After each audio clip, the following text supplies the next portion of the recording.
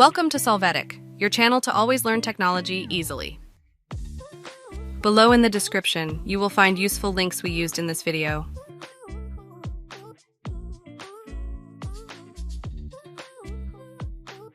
Today in Solvetic, we will see how to create Excel drop-down list multiple selection. We will open the Excel file to view the data. After that, place the cursor in the desired cell and go to the Data menu. There, click on Data Validation. Here, in the Allow field, select the List option. Now in the source, click on the icon and select the data from the list which will be in another sheet. Click on OK. As you can see, in that cell, you will have the drop-down list so that you can select the desired value. You can drag this formula to the other cells to be able to complete the information using the drop-down list.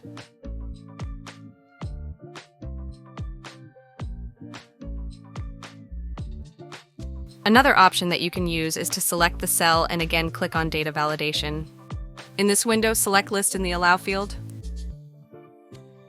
After this, in the source, manually enter the values of the drop-down list followed by a semicolon. When you click on OK, you will have these values in the drop-down list. Drag the formula if you wish.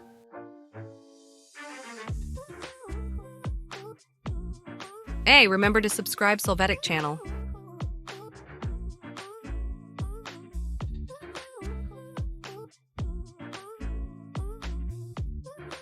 We hope it has been helpful for you.